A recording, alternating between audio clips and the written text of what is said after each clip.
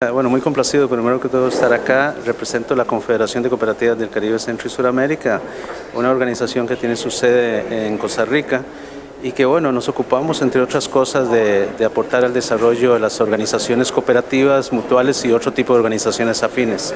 Bueno, el día de hoy vamos a hablar sobre temas de modelos de gestión específicamente.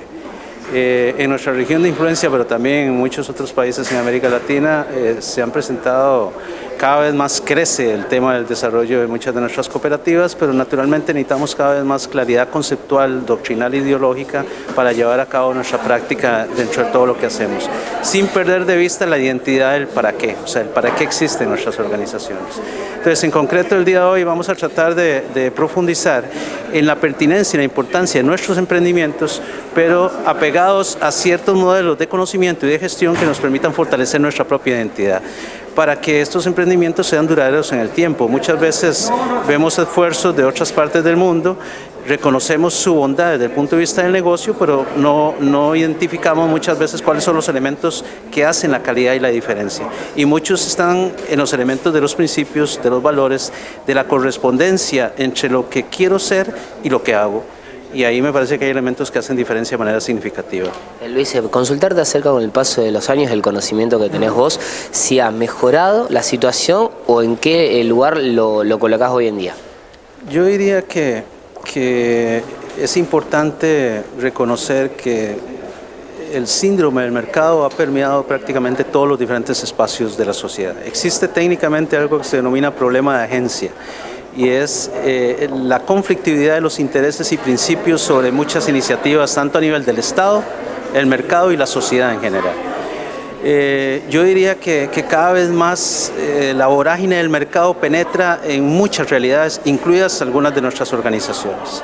Pero ahí es donde efectivamente esfuerzos como los que vamos a hacer en esta noche, que es un intercambio de alto nivel, para profundizar sobre cómo se fortalece el tema de la identidad sin dejar de ser altamente competitivo y eficiente en los negocios y servicios que brindamos, es un elemento central. Entonces yo diría que 8 décadas de historia del movimiento cooperativo a nivel de América Latina en su etapa contemporánea demuestra de que este ha sido un sector que ha permanecido en el tiempo.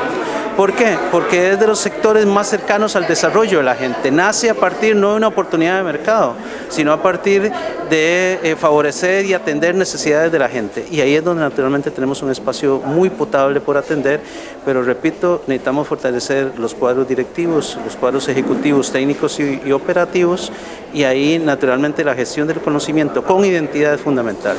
No existe ninguna disciplina del ámbito de la sociedad que sea neutro. Maneja objetivos e intereses. Nosotros tenemos nuestra propia doctrina, nuestra propia ideología, y es fundamental entenderlo para poder hacer muy potente lo que hacemos. Por último, y agradeciéndote tu tiempo, preguntarte cómo se trabaja con el personal para poder justamente entablar estos objetivos.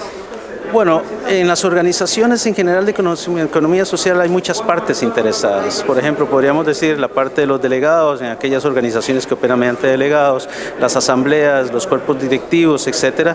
El personal es un elemento fundamental. Hay que trabajar fuertemente. Podemos atraer personal preparado desde el punto de vista profesional, pero tenemos que formarlo desde el punto de vista doctrinal e ideológico.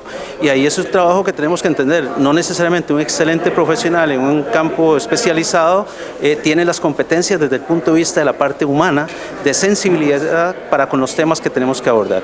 Entonces, es uno de los grupos igual que hay que formar, y ahí hay que tener la claridad profesional y académica y técnica para reconocer que un buen profesional hay que formarlo en nuestro campo.